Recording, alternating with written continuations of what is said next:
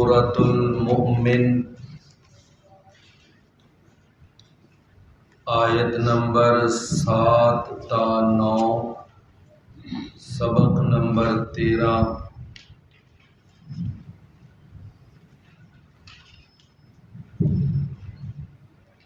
اعوذ باللہ السمیع العلیم من الشیطان الرجیم من همزه ونفخه ونفثه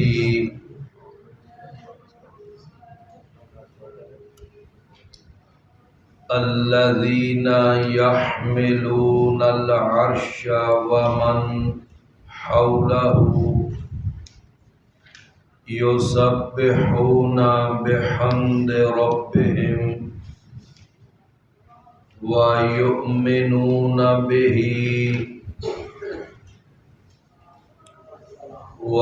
ويستغفرون للذين آمنوا ربنا وسعت كل شيء رحمة وعلما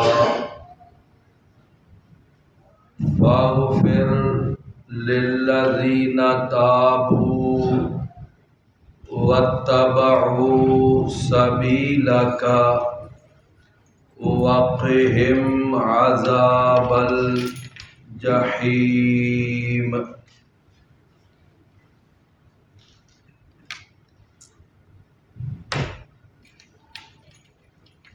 الذين يحملون العرش وہ جو اٹھائے ہوئے ہیں عرش کو ومن حولہ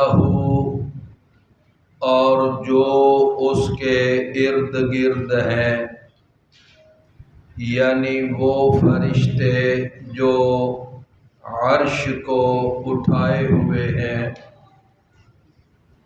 اور وہ فرشتے جو عرش کے ارد گرد ہیں یسبحون بحمد ربہم وہ تسبیح بیان کرتے ہیں اپنے رب کی حمد کے ساتھ وَيُؤْمِنُونَ بِهِ اور وہ ایمان لاتے ہیں اس پر وَيَسْتَغْفِرُونَ لِلَّذِينَ آمَنُوا اور وہ مغفرت کی دعا کرتے ہیں ان لوگوں کے لیے جو ایمان لائے ہیں ربنا اے ہمارے رب وسعت کل شیء رحمتا وعلما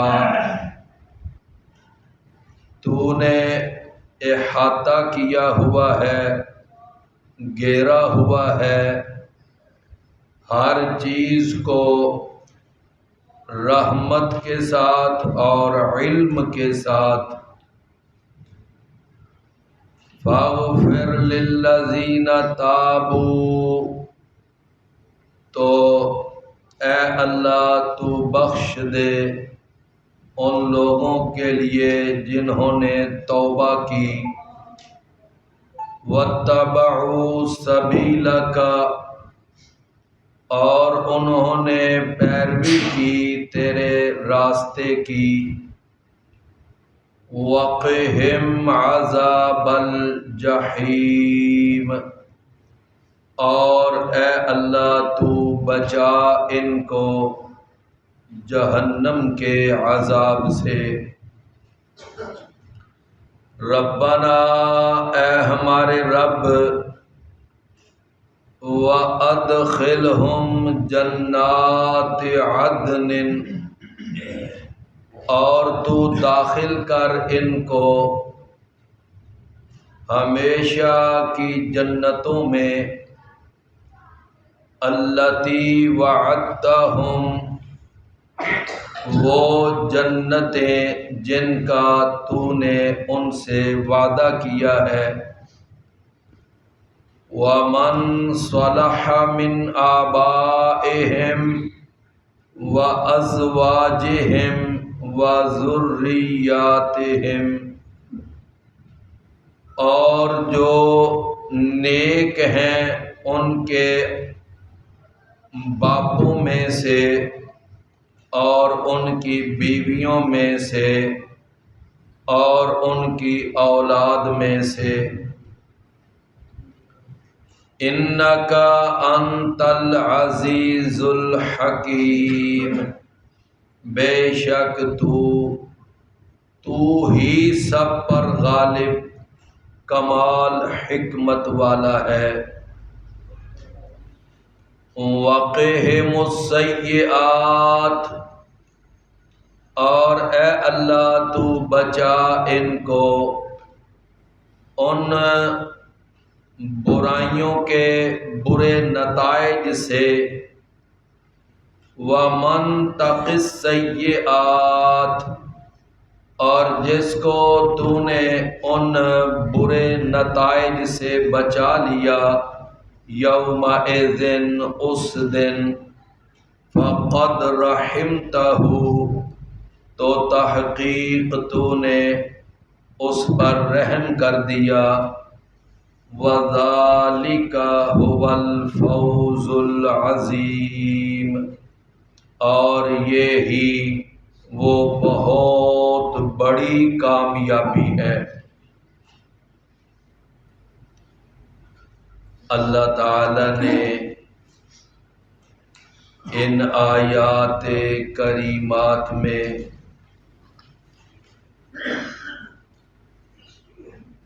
خاص طور پر ان فرشتوں کا تذکرہ کیا ہے، اور ان فرشتوں کے جو فرائض ہیں، ان کے جو معمولات ہیں، جو ان کی ذمہ داریاں ہیں، اللہ نے ان کا بھی یہاں تذکرہ کیا ہے۔ سب سے پہلے تو ایک یہ بات ذرا بڑے اختصار سے سمجھ لیں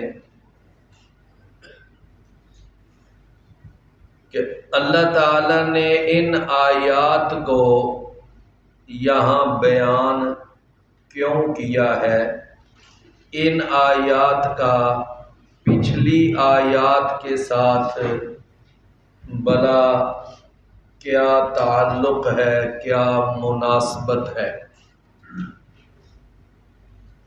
اس تعلق اور مناسبت کو ہی شان نزول بھی کہا جاتا ہے کہ جی ان آیات کا یہاں شان نزول یہ ہے۔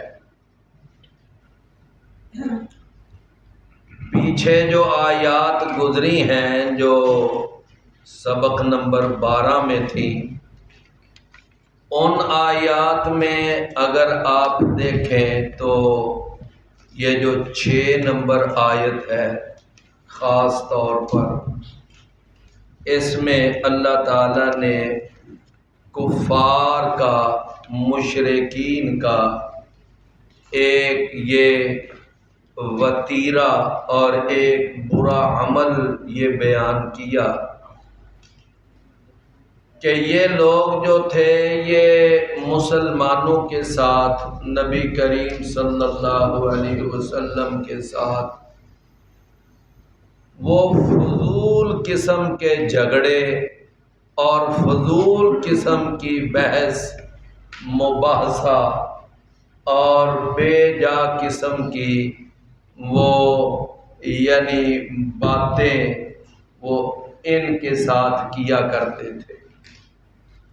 کوئی یعنی معقول بات ان کی باتوں میں نہیں ہوتی تھی، فضول قسم کے جھگڑے وہ مسلمانوں سے کرتے تھے۔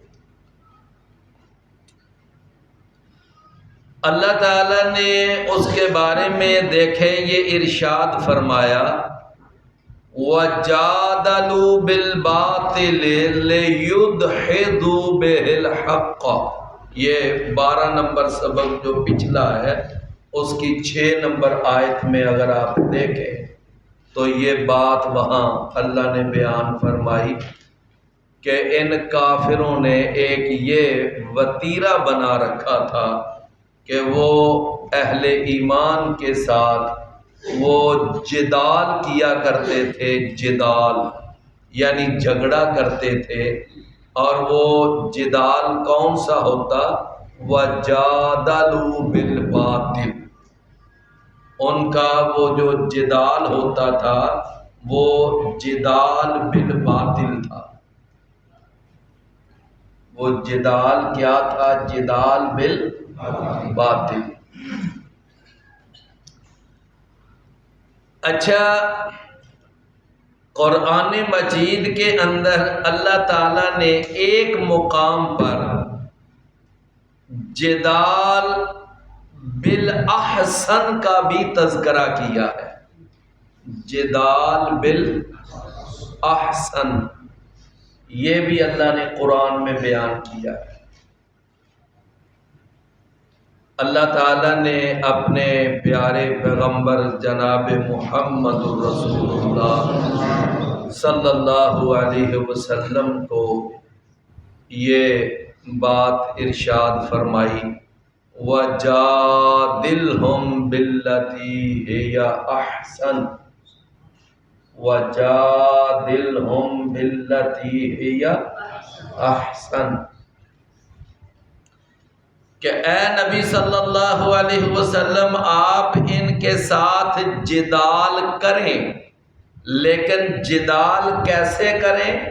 باللتی ہی احسن، یعنی بڑے احسن انداز سے، بڑے اچھے انداز سے اور بڑے خوبصورت انداز سے آپ ان کے ساتھ جدال کریں۔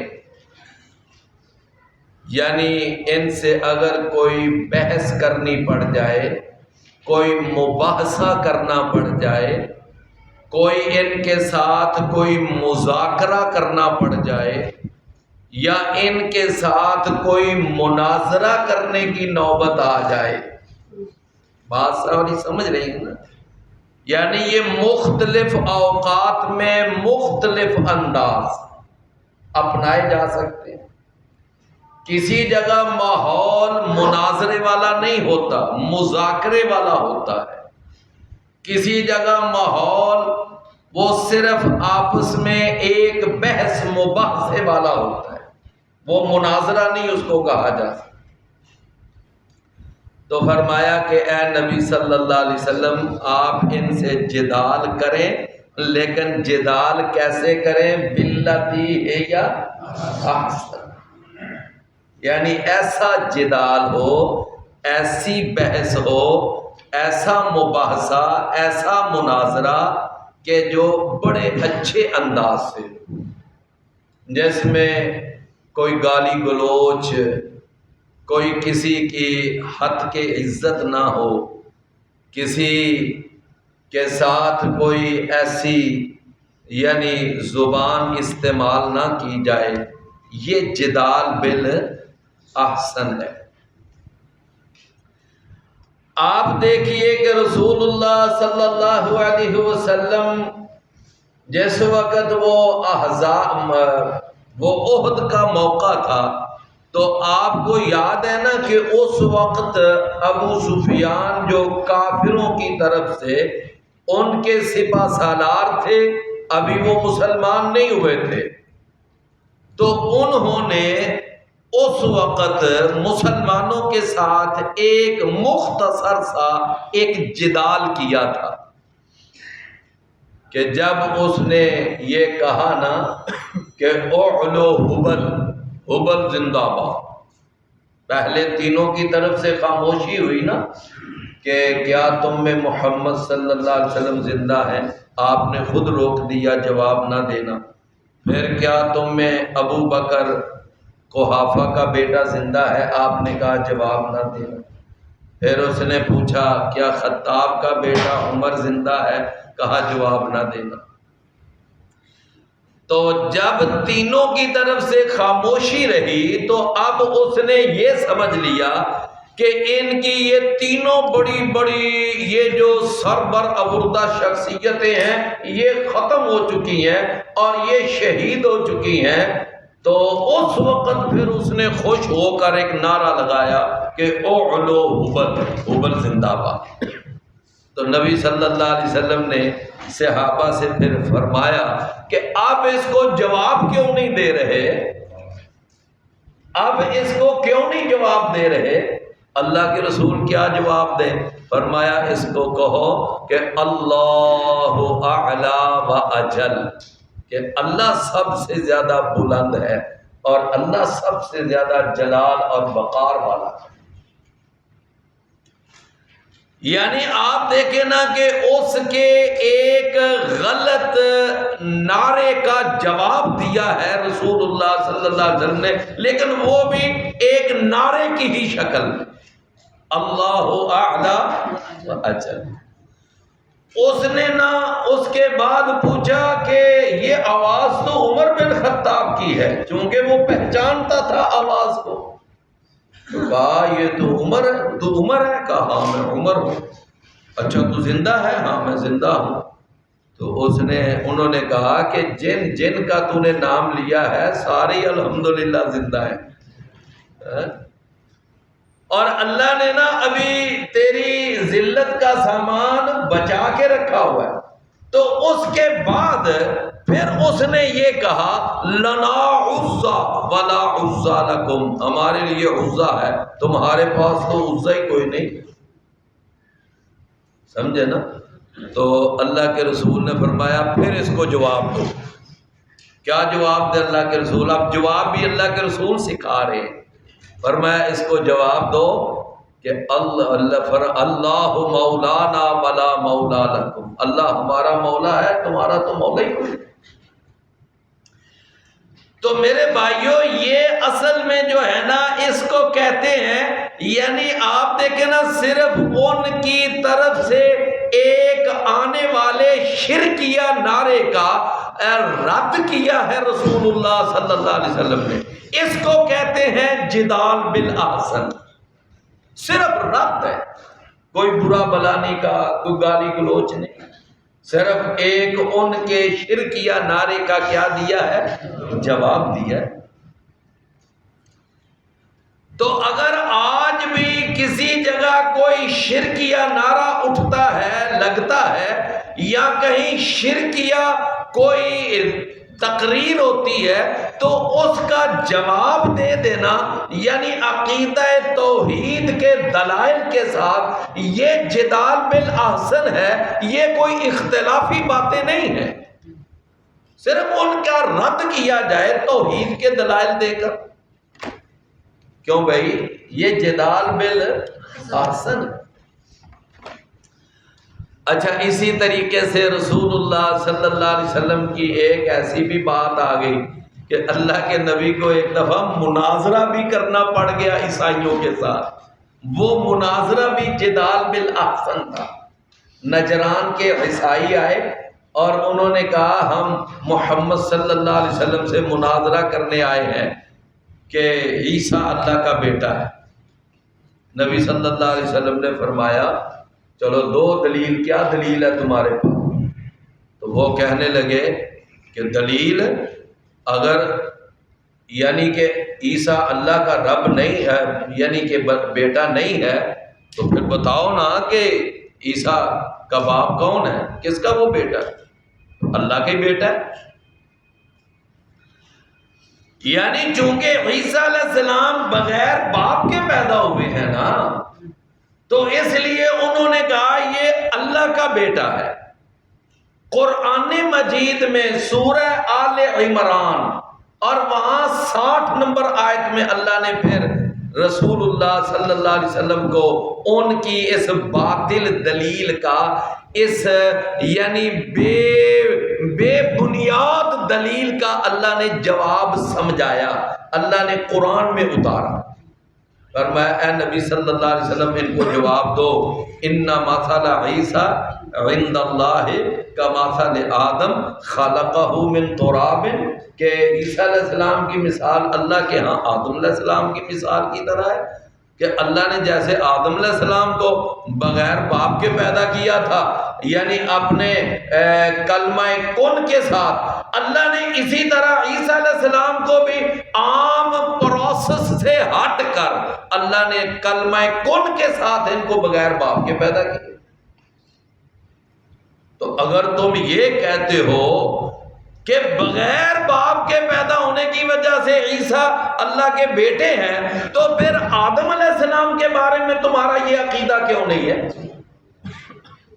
پھر وہاں پر آدم علیہ السلام کو اللہ کا بیٹا کیوں نہیں کہتے؟ تو دیکھ لو کیسا خوبصورت جواب ہے۔ اچھا، اب وہ عیسائیوں کے جو بہت بڑے عالم آئے ہوئے تھے نا نجران سے، عبد المسیح ان کا نام تھا، اور وہ اس دلیل کے سامنے ہکے بکے رہے، جواب ہی کوئی نہیں آیا۔ یہ کیا ہے؟ جدال تو بات آپ سمجھے ہیں، ایک جدال بالاحسن ہوتا ہے۔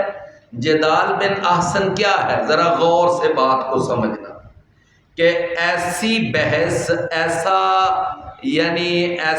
مناظرہ یا اس قسم کا کسی مخالف کے ساتھ مذاکرہ کرنا، مباحثہ کرنا، کہ جس کے ساتھ حق بات کو واضح کرنا مقصود ہو، جس کے ساتھ حق بات کو واضح کرنا مقصود ہو، اور جس کے ساتھ یعنی عقیدہ توحید کو اور عقیدہ سنت کو اور قرآن و سنت کے دلائل کی حقانیت کو واضح کرنا مقصد ہو، اور کفر، شرک اور بدعات کا رد کرنا مقصود ہو، اس مذاکرے کو، اس مناظرے کو کیا کہتے ہیں؟ جدال بالاحسن۔ میرا خیال بات سمجھ آ گئی ہے نا؟ یعنی جس کے ساتھ جو عقائد ہے نا، توحید کا عقیدہ، سنت کا عقیدہ، اس کا اثبات کرنا مقصود ہو، اور حق کو واضح کرنا مقصود ہو، اور کفر اور شرک کے جو دلائل ہیں ان کا رد کرنا مقصود ہو، تو یہ جو بحث ہے، یہ مباحثہ، یہ مناظرہ، اس کو کیا کہیں گے؟ جدال اور یہ قابل تعریف ہے۔ یہ کیا ہے؟ قابل، اس کی تعریف اللہ نے کی ہے قرآن، اور یہ ماشاءاللہ سارے انبیاء کرتے آئے ہیں اپنے اپنے مخالفین کے ساتھ۔ نوح علیہ السلام کا واقعہ پڑھ کے دیکھ لیں قرآن مجید میں، سورہ الحجر میں، سورہ ہود میں اللہ نے فرمایا یا نوح، قوم والے کہنے لگے اے نوح، قد جادلتنا، تو نے ہمارے ساتھ بڑا جدال کیا ہے۔ یا نوح قد جادلتنا فاکثرت جدالنا، اور تو نے ہمارے ساتھ بہت ہی بحث کی ہے، تو نے بڑا ہمارے ساتھ مباحثہ کیا ہے، بڑا ہمارا تیرے ساتھ دلائل کا ٹاکرا ہوا ہے۔ فَأَكْثَرْتَ جِدَالَنَا، اب بحث کر کر کے نا اب ہماری آپ سے بس ہو چکی ہے، لہذا اب ہمارا آخری آپشن یہ ہے فَأْتِنَا بِمَا تَعِدُنَا إِن كُنْتَ مِنَ الصَّادِقِينَ، اب تو اپنے رب سے کہہ کہ وہ کوئی عذاب ہمارے اوپر لانا چاہتا ہے تو عذاب نہیں ہے۔ تو جناب نوح علیہ السلام اپنی قوم کے ساتھ جدال کرتے رہے نا، مباحثہ کرتے رہے، ان کے دلائل کے مقابلے میں دلائل دیتے رہے، ان کے فضول دلائل کے مقابلے میں مضبوط اور ٹھوس دلائل دیتے رہے۔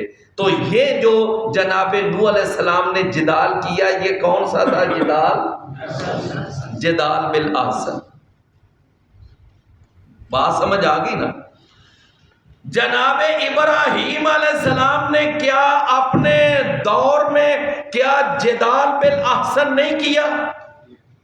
سب سے پہلے انہوں نے اپنے گھر والوں کے ساتھ کیا، اپنے باپ سے کہنے لگے یا آباتے لما تعبدو ما لا يسمع ولا يبصر ولا یغنی عنک شیئا، ابا جی آپ ان معبودوں کی، ان پتھروں کی، ان مورتیوں کی آپ ابا جی کیوں عبادت کرتے ہیں کہ جو نہ سن سکتے ہیں، نہ دیکھ سکتے ہیں، نہ کوئی بگڑی بنا سکتے ہیں، نہ کوئی نفع نقصان کے مالک، ان کے پاس تو کوئی اختیار ہی نہیں ہے، وَلَا يُغْنِي عَنْكَ شَيْئًا، یہ آپ کا کوئی کام سنوار نہیں سکتے، یہ آپ کی کوئی بگڑی بنا نہیں سکتے، یہ آپ کے کسی معاملے کو سدھار نہیں سکتے، ان کے پاس ایک ذرے کا بھی اختیار نہیں ہے۔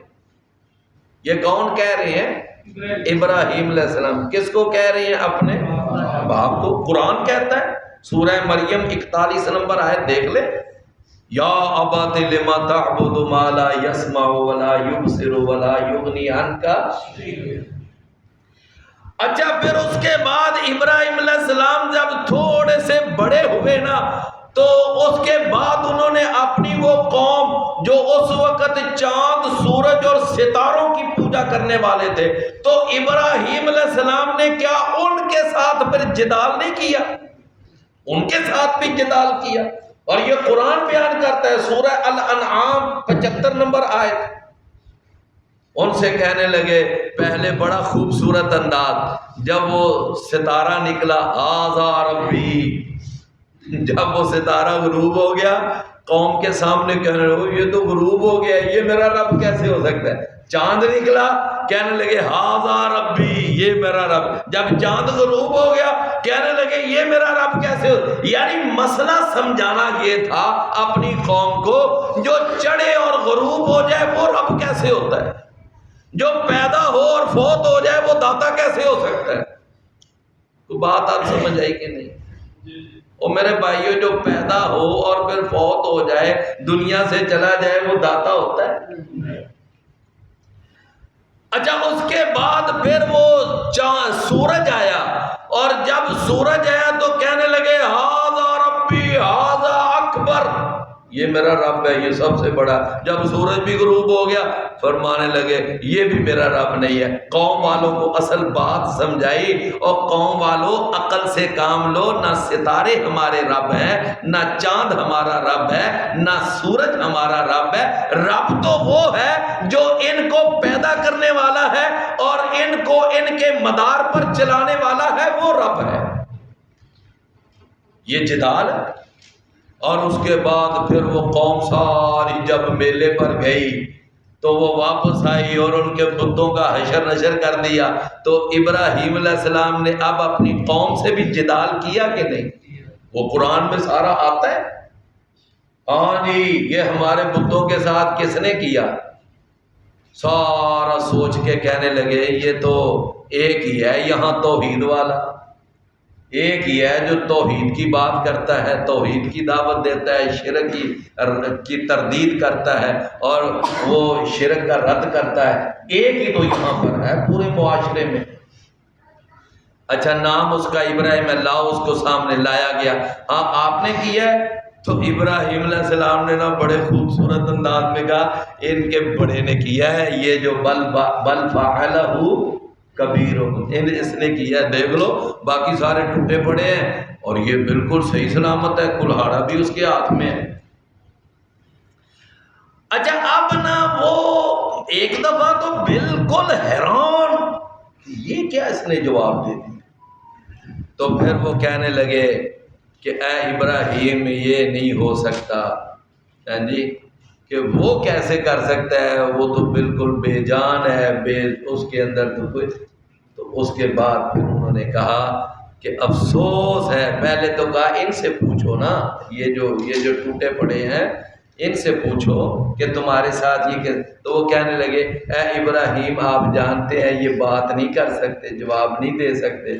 تو کہنے لگے جو اتنے بے بس ہیں اپنے اوپر ہونے والے ظلم اور زیادتی کرنے والے کا نام تک نہیں بتا سکتے، وہ تمہارے معبود ہیں؟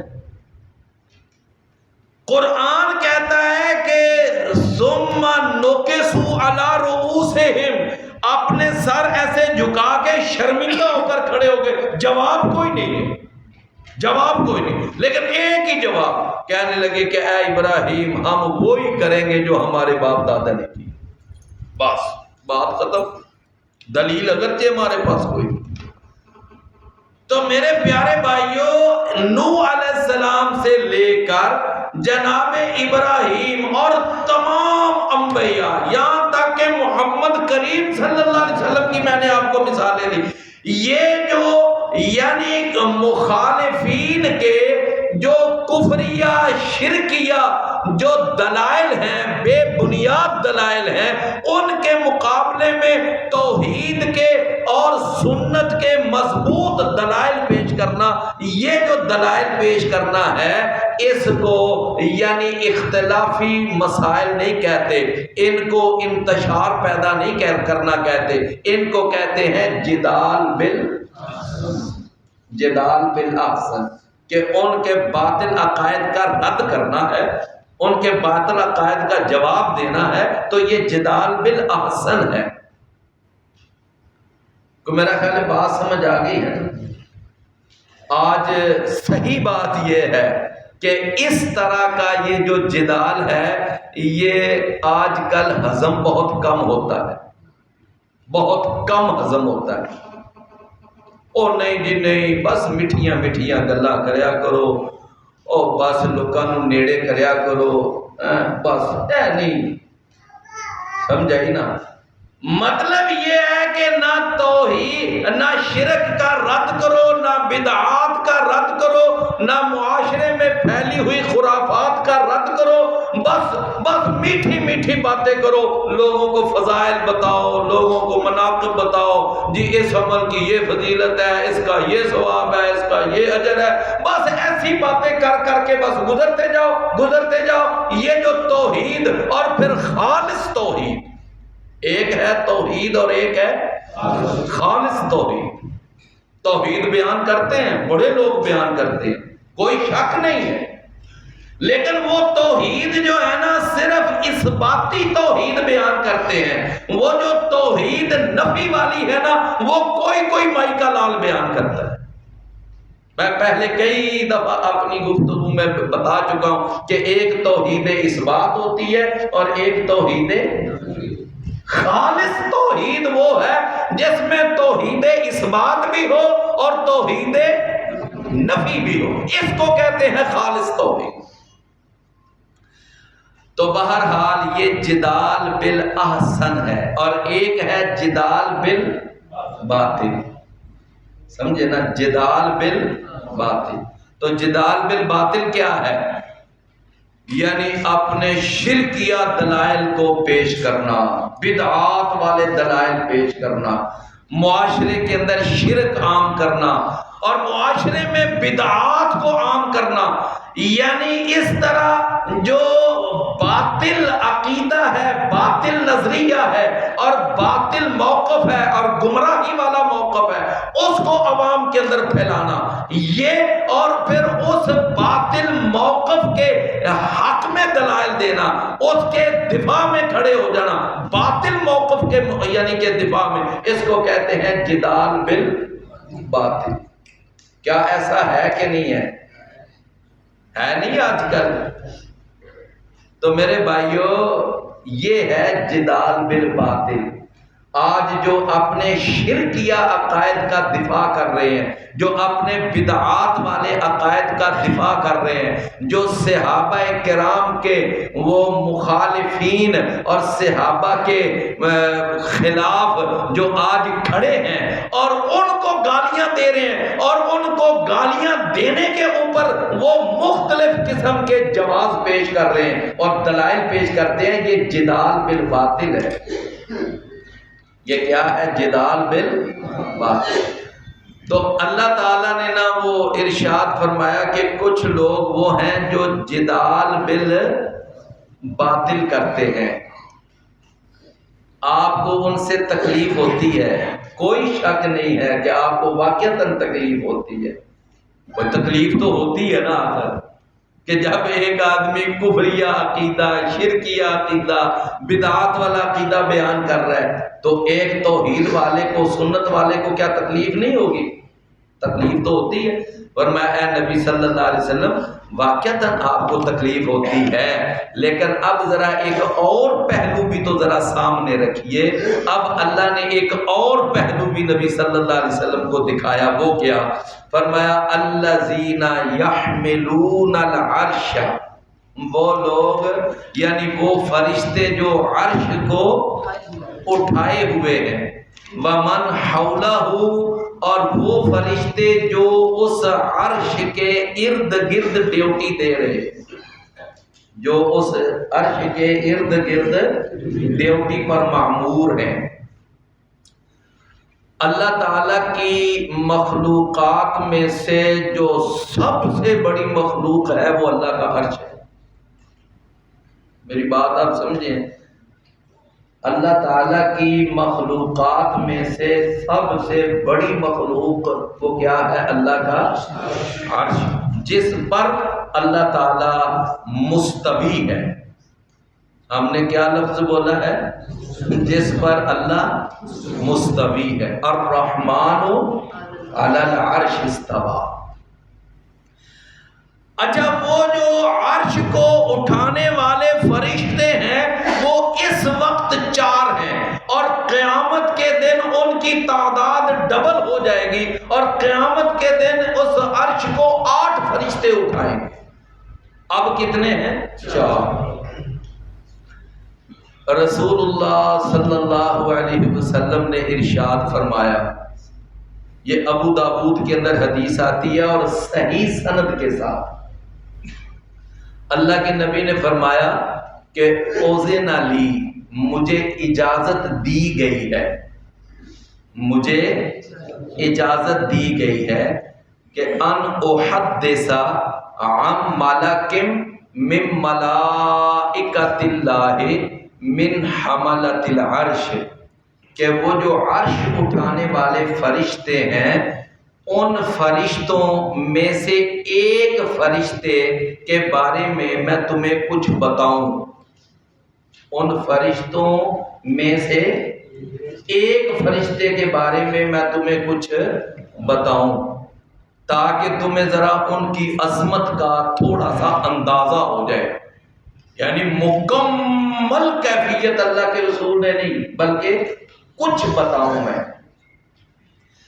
آپ نے فرمایا کہ اس ایک فرشتے، توجہ ہے نا، اس ایک فرشتے کے یہ جو کان کی کن پٹی ہے نا، اس کو کہتے ہیں شحمۃ اذن، یعنی کان کی یہ جو کن پٹی ہے، یہاں سے لے کر یہ جو گردن تک کا فاصلہ ہے، یہ اتنا بڑا فاصلہ ہے کہ 700 سال تک اگر کوئی بندہ چلتا رہے تو جتنا سفر طے کرے گا نا، یہ اتنا سفر صرف اس فرشتے کے کان کی کن پٹی سے لے کر گردن تک ہے۔ باقی اللہ کے رسول نے فرمایا کہ یہ صرف تمہیں ان کی عظمت کا ایک صرف اندازہ کرنے کے لیے، کتنا؟ 700 سال۔ اچھا، پھر یہ سال جو ہے، یہ سال، یہ ہمارے دنیا کا سال بھی ہو سکتا ہے، ہمیں کیا پتا، اللہ کے رسول نے سال ہی کہا ہے نا، دنیا کا سال۔ دنیا کا سال اگر قمری حساب سے ہو تو 355 دن کا ہے، اگر شمسی حساب سے ہو تو 365 دن کا ہے۔ اچھا، ایک سال اللہ نے اور بھی قرآن میں بیان کیا ہے، وہ کیا؟ وہ ہے 1000 سال کے برابر۔ یہ جو دنیا کے سال ہے نا، یہ 1000 سال ہوں تو اللہ کے ہاں وہ ایک دن بنتا ہے، وہ اللہ کے ہاں ایک دن بنتا ہے۔ میری بات سمجھے نا، یہ کتنے ہو جائیں؟ 1000 سال۔ تو یہ 1000 سال مل کر اس اللہ کے سال کا ایک دن بنتا، سمجھے؟ تو فرمایا کہ وہ یعنی 100 سال تک وہ جو سفر ہے یہ ایک اس کا اتنا سا حصہ، اتنا اس کا باقی رہ گیا۔ باقی فرشتے ان کا اندازہ آپ خود لگا سکتے ہیں۔ نبی صلی اللہ علیہ وسلم نے نہ صرف ایک ہلکی سی نہ جھلک بس بتائی ہے۔ تو فرمایا کہ وہ جو فرشتے اللہ کے عرش کو اٹھائے ہوئے ہیں اور جو اس کے ارد گرد ہیں، فرمایا وہ یسبحون بحمد ربہم، وہ تسبیح بیان کرتے ہیں اپنے رب کی حمد کے ساتھ۔ یعنی ایک ہے تسبیح اور ایک ہے تحمید۔ تحمید کا معنی کہ اللہ تعالیٰ کے لیے تمام کمال کی صفات ہیں، ہر کمال کی صفت جو ہے وہ کس کے لیے ہے؟ اللہ کے لیے۔ اور تسبیح کا معنی کہ ہر قسم کے عیب، کمی اور نقص سے اللہ پاک ہے، اس کو کہتے ہیں تسبیح اور اس کو کیا کہتے ہیں؟ تحمید۔ فرمایا کہ وہ اپنے رب کی حمد کے ساتھ اس کی کیا بیان کرتے ہیں؟ تسبیح بیان۔ اچھا، ایک ان کی ڈیوٹی یہ ہے کہ وہ اللہ کی تسبیح بیان کرتے ہیں، اور دوسری ڈیوٹی کیا ہے کہ اللہ کی تحمید بیان کرتے ہیں۔ تسبیح اور اس کے اندر دو چیزیں آ گئی، تسبیح اور بحمد ربہم، وَيُؤْمِنُونَ بِهِ، اور وہ اللہ پر ایمان بھی لاتے ہیں، اور وہ اللہ پر، یہ ان کی تیسری ڈیوٹی ہے۔ یعنی تیسرا ان کا عمل یہ ہے کہ وہ اللہ پر ایمان بھی لاتے ہیں، اور ان کا چوتھا کام یہ ہے وَيَسْتَغْفِرُونَ لِلَّذِينَ آمَنُوا، اور وہ استغفار کرتے ہیں، مغفرت کی دعا کرتے ہیں، کن کے لیے؟ لِلَّذِينَ آمَنُوا۔ اللہ اکبر، کوئی بات سمجھ آئی ہے؟ لِلَّذِينَ آمَنُوا، ایمان والوں کے لیے۔ اور سورہ التوبہ، سورہ التوبہ، وہاں آپ پڑھ کے دیکھ لیں، اللہ تعالیٰ نے وہاں ارشاد فرمایا کہ وَمَا كَانَ لِنَبِيٍّ وَالَّذِينَ آمَنُوا أَن يَسْتَغْفِرُوا لِلْمُشْرِكِينَ، کہ نبی کے لیے بھی یہ بات جائز نہیں ہے اور ایمان والوں کے لیے بھی جائز نہیں ہے کہ وہ کسی مشرک کے لیے مغفرت کی دعا کریں۔ اور آگے کیا کہا؟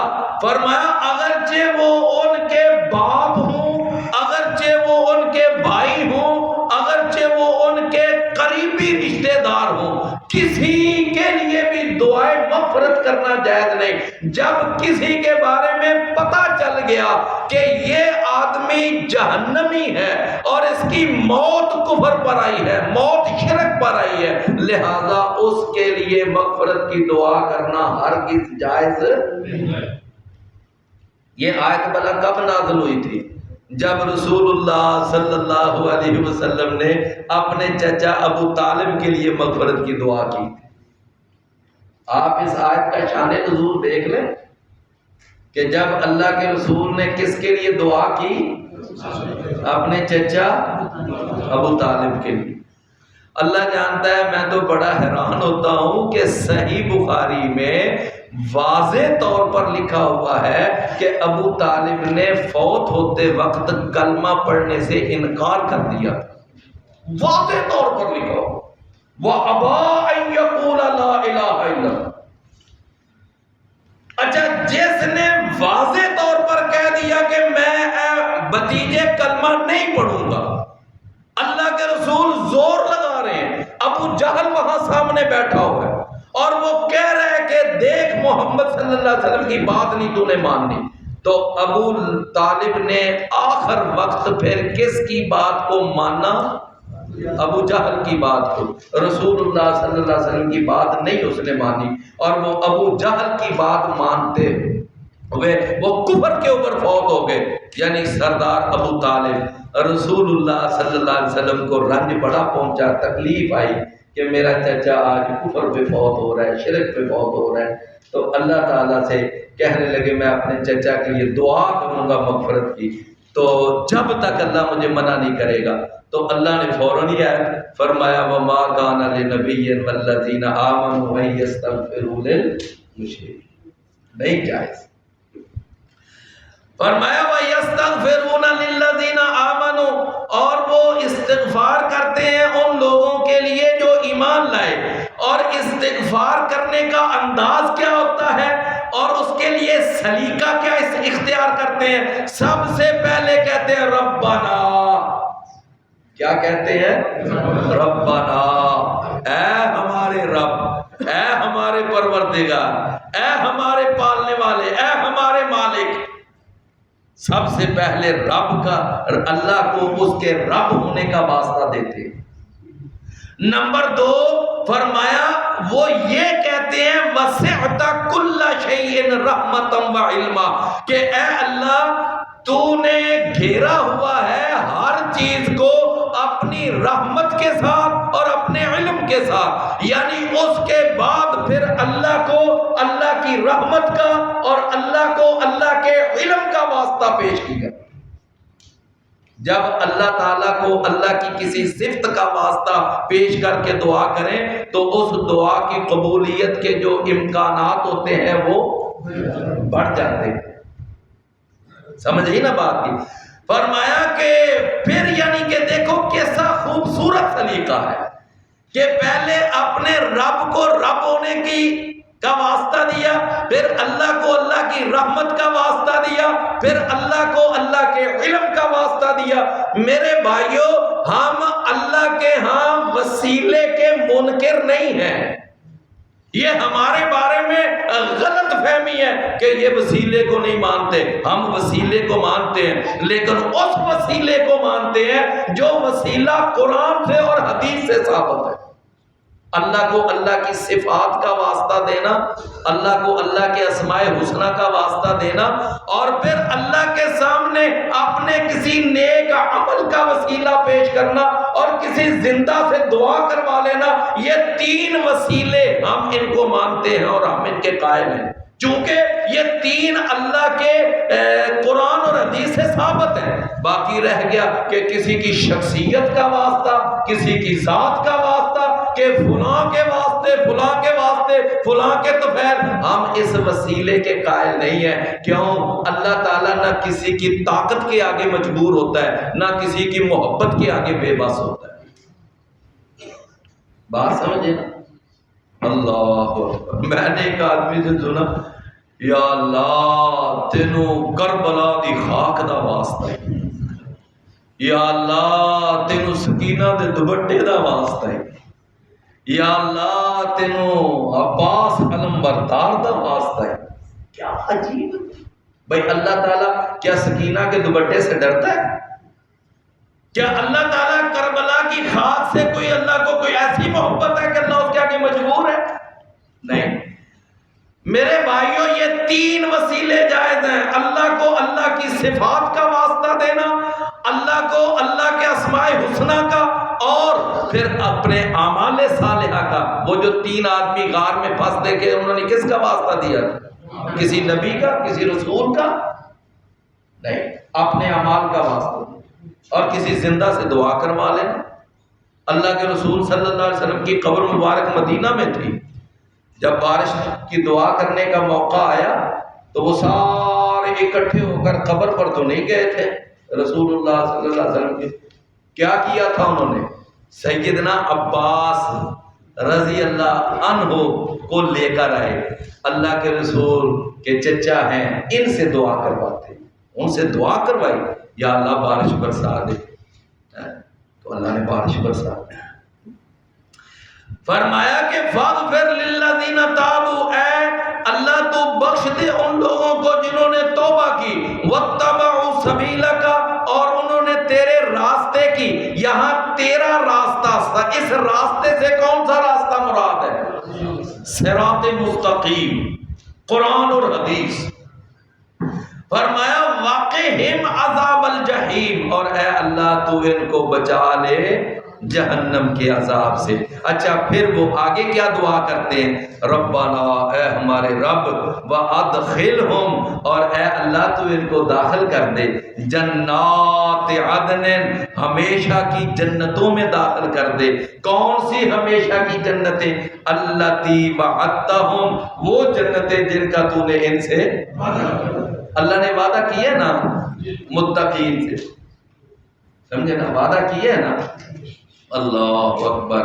فرمایا اور اس کے بعد ایک اور بھی ساتھ دعا کرتے ہیں، وہ کیا کہتے ہیں؟ وَمَنْ صَلَحَ مِنْ آبَائِهِمْ، اے اللہ یہ ان کو تو جنت میں داخل کر دے۔ ذرا غور سے بات سننا، اور پھر ان میں سے جس کا باپ نیک ہے تو اس نیک باپ کو بھی ساتھ ملا دے۔ نہیں بات سمجھ آئی؟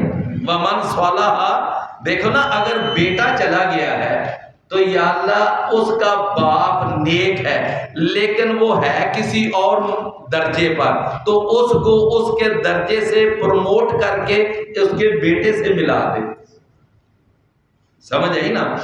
یعنی ایسا نہیں ہے کہ بیٹا اگر کسی لو درجے پر ہے تو باپ کو بھی لو درجے پہ لیا، نہیں، بلکہ اگر باپ کسی لو درجے پر ہے تو اس کو پروموٹ کر کے کہاں لیا؟ باپ کے، یعنی بیٹے کے درجے پہ لیا، اور ان کے باپ کو بھی ساتھ ملا۔ نمبر 2 فرمایا وَأَزْوَاجِهِمْ، اور ان کی بیویوں کو بھی ساتھ ملا دے۔ یعنی بیوی کے لیے خامد جو ہے وہ زوج ہے، اور خامد کے لیے اس کی بیوی وہ زوج ہے۔ یعنی بیوی اور خامد ان میں سے جو لو درجے پہ ہے تو اس کو اٹھا کے بلند کر کے کہاں پہ لے جا؟ بلند درجے والے خامد کے ساتھ، یا اس کی بلند درجے والی بیوی کے ساتھ۔ فرمایا وَذُرِّيَّاتِهِمْ، اور ان کی اولاد کو بھی ساتھ ملا۔ تو میرے بھائیوں آپ مجھے بتائیں کہ یہاں پر یہی بات ہوئی ہے نا کہ باپوں کے ساتھ بیویوں کے ساتھ اولاد، تو باپ بیوی بیٹے اولاد، یہ ایک خاندان بنتا ہے، ایک گھرانہ بنتا ہے، اس کو کہتے ہیں اہل خانہ۔ ہم جب کسی کو شادی کا پیغام بھیجتے ہیں تو کیا لکھتے ہیں؟ فلاں، اور آگے کیا لکھتے ہیں؟ بما اہلو عیال، ایسا ہی ہوتا ہے نا، یعنی اوپر نام لکھا ہوتا ہے عبد الرحمن بما اہلو عیال۔ اچھا اہل میں آگی بیوی اور عیال میں، میرے بھائیوں میری بات کو ذرا سمجھنا بڑے مختصر سے وقت میں، کہ رسول اللہ صلی اللہ علیہ وسلم کے جو اصل اہل بیت ہیں وہ آپ کی اصل میں بیویاں ہیں۔ آپ کی اصل اہل بیت کون ہیں؟ آپ کی بیویاں۔ اچھا اس کے بعد آپ کے بچے چھوٹی چھوٹی عمر میں سارے فوت ہو گئے، باقی بیٹیاں تھیں 4 اور 3 تو آپ کی زندگی میں فوت ہو گئے، اور چوتھی بیٹی سیدہ فاطمہ بس وہ زندہ تھیں۔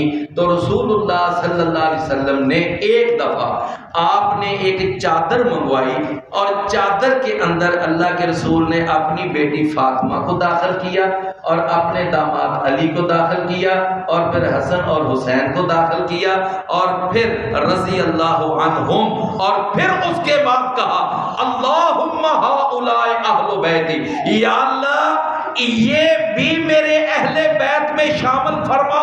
اللہم دعائیہ کلمہ ہے، اس کا معنی کہ نبی صلی اللہ علیہ وسلم نے ان کو دعا کر کے اپنے اہل بیت میں شامل کروایا ہے۔ آپ کے اصل اہل بیت آپ کی بیویاں ہیں۔ آپ کی اصل اہل بیت کون ہے؟ آپ کی، ان کو تو دعا کر کے شامل کروایا ہے نا، تو ان کو کہتے ہیں الحاقی اہل بیت۔ ان کو کیا کہیں گے؟ الحاقی اہل بیت۔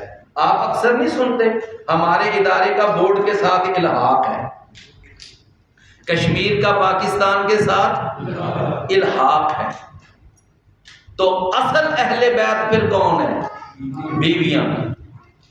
بچے تو آپ کے ویسے ہی فوت ہو گئے، اور بیٹی صرف ایک ہی تھی، اور اس کو بھی آپ نے اپنے دعا کر کے آپ نے شامل کر لیا اپنے اہل بیت میں، اور ان کے خامد سیدنا علی کو بھی، اور ان کے 2 بیٹے حسن اور حسین کو بھی۔ تو یہ الحاقی اہل بیت ہیں، اصل اہل بیت کون ہے؟ نبی صلی اللہ علیہ وسلم۔ تو دیکھو اللہ نے فرمایا کہ وہ فرشتے جو ہیں نا، جو عرش کو اٹھائے ہوئے ہیں اور جو عرش کے ارد گرد ہیں، تو وہ یہ بھی دعا کرتے ہیں کہ یا اللہ تو ان کو نا ایمان والوں کو جنتوں میں داخل کر جن کا تو نے ان سے وعدہ کیا ہے، اور پھر ان کے ساتھ جو ان کے نیک باپ ہیں اور جو ان کی نیک بیویاں ہیں، یا بیویوں کے لیے جو ان کے نیک خامد ہیں، اور ان کی جو اولاد ہے ان کو بھی ان کے ساتھ ملا دے۔ انکا انت العزیز الحکیم، بے شک تو ہی ہر چیز پہ غالب ہے اور کمال حکمت والا۔ وقہم السیئات، اے اللہ تو ان کو برائیوں کے برے نتائج سے بچا لے۔ بھئی ایک ہوتی ہے برائی اور ایک ہے اس برائی کا برا نتیجہ۔ مثلا ایک ہے نا زنا، یہ تو برا کام ہے، تو اس زنا کی جو سزا ہے وہ بھی سیئات ہے۔ تو یا اللہ ان کو ان برے نتائج سے بچا لے۔ وَمَن تَقِ السَّيِّئَاتِ، اور جس کو تو نے ان برے نتائج سے بچا لیا، یومئذ اس قیامت کے دن، فَقَدْ رَحِمْتَهُ، تو تحقیق تو نے اس پہ رحم کر دیا۔ وَذَلِكَ هُوَ الْفَوْزُ الْعَظِيمُ، اور یہ وہ بہت بڑی کامیابی ہے اللہ کے ہاں جو آدمی جنت میں داخل ہو گیا، جہنم سے بچ گیا۔ فَمَنْ زُحْزِحَ عَنِ النَّارِ وَأُدْخِلَ الْجَنَّةَ فَقَدْ فَازَ، یہ ہے اصل کامیابی۔ اللہ ہمیں یہ کامیابی عطا فرمائے۔